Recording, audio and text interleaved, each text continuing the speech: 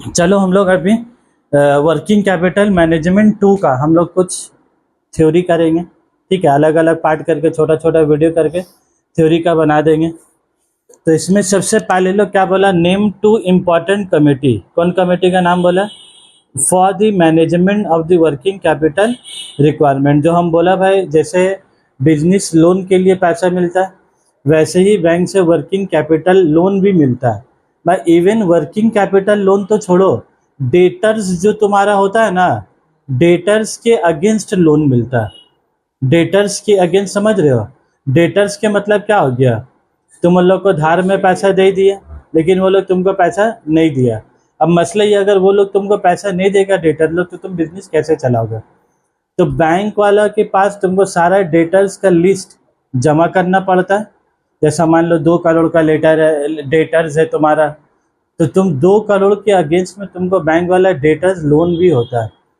और फिर डेटर्स को फिर और बारीकी से देखा जाता है, कौन डेटर्स 15 दिन के बाद पैसा देगा, कौन डेटर्स 30 दिन के बाद पैसा देगा, कौन डेटर्स 45 दिन के बाद देगा, कौन डेटर्स 60 डेज का बाद देगा, समझे? तो जब डेटर्स लोन का बात आता है ना, तो वो एक एजिंग डेटर्स बोलकर एक शीट हम लोग को बनाकर जमा करना पड़ता है, AGEING, एजिंग डेटर्स। तो उसी तरीके से वर्किंग कैपिटल लोन भी तुमको क्या है, मिलता है। तो वर्किंग कैपिटल लोन में अलग अलग कमेटी अलग अलग अपना मशवरा दिया, मशवरा समझ रहे, रिकमेंडेशन दिया, अपना अलग अलग रिकमेंडेशन दिया लोग। तो एक क्या है, दहेजा कमेटी। एक को ने बोला टंडन कमेटी, जिसके बारे में हम लोग क्या पढ़ा भी है, MPBF पढ़ा हम लोग।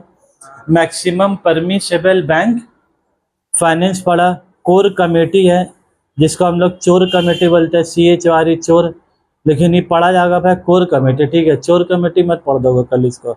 उसके बाद मराठी कमेटी, चक्रवर्ती कमेटी, कन्नन कमेटी, जिसमें से तुम्हारा सबसे इम्पोर्टेंट कमेटी का 2 नंबर वाला टंडन कमेटी क्या है तुम्हारा, इसके ऊपर एग्जाम में वो MPBF जो नहीं है, मैक्सिमम परमिसेबल बैंक फाइनेंस। उसके बाद आ जाओ, explain any 3 principal motive for holding cash. तुमको कितना मोटिव बताना है बोलो? 3 principal motive for holding cash. तो इन लोग 3 मोटिव क्या बोला? होल्डिंग कैश मतलब बहुत आदमी लोग जो कैश होता है ना, अपना पास रखता है। जैसा घर में पापा लोग को देखोगे, वो लोग के पास पैसा रहता है, उसके बाद जम्मी बोले फ्रिज ला दीजिए, बोले नहीं लाएंगे, बोले TV चेंज कर दीजिए, नहीं चेंज करेंगे, जो उसी से का है काम चलाते रहा। अम्मी क्यों बोल रही बात पापा को? क्योंकि अम्मी को मालूम है कि बाप को अभी पार्टी से पैसा लेके आया है, 40,000 रुपया, तो का 10,000 रुपया खर्चा भी कर देगा। अभी मेरा मियाँ तो अकड़ेगा बने, लेकिन पापा खर्चा करने नहीं मांग रहे। क्यों नहीं खर्चा करने मांग रहे? क्योंकि बहुत आदमी लोग कैश हाथ में रखने मांगता है। क्यों हाथ में रखने मांगता है? इसका 3 वजह, एक ट्रांजैक्शन मोटिव, प्रिकॉशनरी मोटिव, और थर्ड वाला क्या तुम्हारा, स्पेकुलेटिव मोटिव। ट्रांजैक्शन मोटिव, बहुत आदमी लोग कैश इसलिए हाथ में रखता है कि अगर कहीं से कोई रॉ मटेरियल का खबर मिला, कहीं सस्ता मिल रहा, तो पैसा रहेगा तब ना ट्रक माल मंगागा। तो जिसके लिए आदमी ट्रांजैक्शन करने के लिए कुछ पैसा हाथ में रखता है, तो the transaction motive refer to the cash required by firm to meet the day to day needs of its business operation. बस तुम इतना सन बात कीवर्ड्स याद रखोगे, day to day needs of it business operation. अब फॉर एग्जांपल याद रख लोगे, डे टू डे नीड में क्या होगा, सैलरी देना है, वेजेस देना है, बैंक से लोन लिए तो इंटरेस्ट देना है, इक्विटी शेयर होल्डर लोग को डिविडेंड देना है, गुड्स परचेस करना है। तो ये सब के लिए तुमको ट्रांजैक्शन के लिए पैसा चाहिए। सेकेंड पॉइंट क्या हो गया, प्रिकॉशनरी मोटिव। कुछ बिजनेसमैन लोग पैसा क्यों रखता है?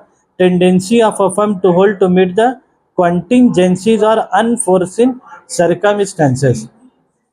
तो मेरा हिसाब से ये वाला तुम्हारा क्या हो गया, कीवर्ड्स हो गया। अगर तुमको प्रिकॉशनरी मोटिव लिखना है तो क्या लिखोगे? कुछ बिजनेसमैन लोग पैसा रखते हैं किसके लिए, कॉन्टिंजेंसीज और अनफोर्सिन सर्कमस्टेंसेस। जैसे मान लो घर ही में किसी का तबीयत खराब हो गया, तो पैसा रहेगा ना, तो 4-5 हज़ार रुपया ब्लड टेस्ट रिपोर्ट कहाँ से लाओगे? तो सब पैसा खा के उड़ा देगा, थोड़ी ना चलेगा। अभी लोग क्या बोला यहाँ पर देखो, जैसा लेबर स्ट्राइक, LABOIR होगा, labour strike, lockouts, change in the demand. तो ये सब के लिए तुम्हारा हाथ में पैसा होना क्या जरूरी है? भाई लेबर स्ट्राइक कर दिया तो तुमको घर चलाने के लिए पैसा चाहिए नहीं चाहिए? चाहिए। घर चलाने के लिए चाहिए, बैंक में लोन वाला को इंटरेस्ट देने होगा उसके लिए चाहिए। कल लोन वाला सुनेगा कि तुम्हारा लेबर स्ट्राइक कर दिया, उसका 2 तारीख आगा, महीना का EMI का डेट आगा, पैसा तुम्हारा अकाउंट में होना चाहिए। उसके बाद क्या बोला, स्पेकुलेटिव मोटिव। स्पेकुलेटिव मतलब the firm hold cash to avail the benefit of bargain purchase. Speculative मतलब होता है डेट में अराइज इन द फ्यूचर।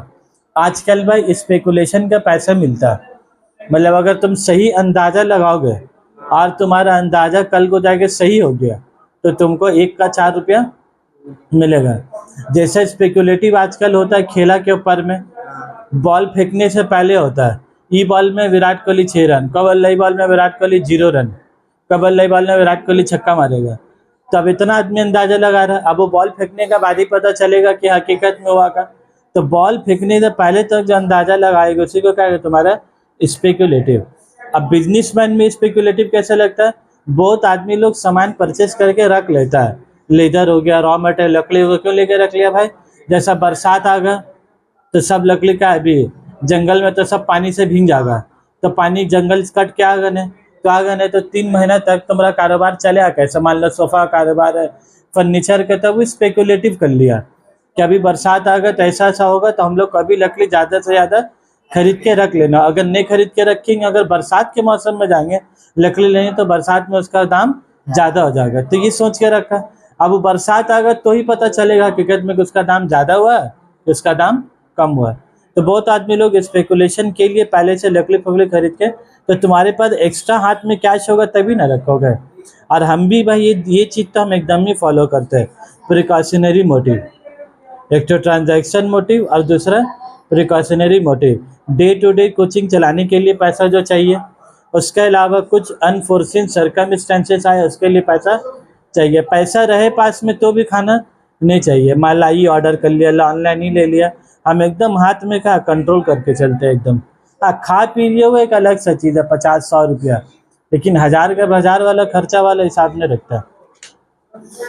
अब तुम देख लो, the cash is the most significant and liquid asset, it is significant as it use to pay off the firm obligation. ये क्यों जरूरत है भाई, क्योंकि फर्म का जो जिम्मेदारी पैसा देने में काम देता है and help in the expansion of business operation, और बिजनेस को बढ़ाने में मदद करता है। तो तुम कैसे याद कर लोगे।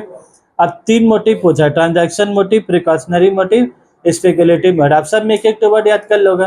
ट्रांजैक्शन मोटिव में डे टू डे ऑपरेशन के लिए, इस प्रिकॉशनरी मोटिव में कॉन्टिजेंसीज और अनफोर्सिन सर्कमस्टेंसेस के लिए पैसा चाहिए। उसमें तुम 1-2 एग्जाम्पल याद रख लोगे, लेबर स्ट्राइक, लॉकआउट्स, ये सब के लिए। और स्पेकुलेटिव में याद रख लोगे परचेज के लिए, आने वाला दिन में दाम बढ़ेगा तो तुम उसके लिए सामान आज से खरीद के।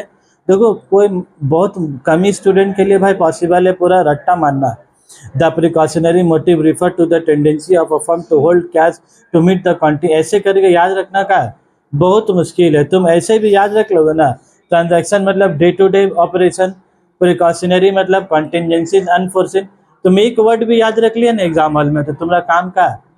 अब तुम लिख ही सकते हो उसके आगे में, the cash requirement for the precautionary motive for the purpose of contingency. तो एक वर्ड से तुम आगे पीछे सेंटेंस का है बना दोगे।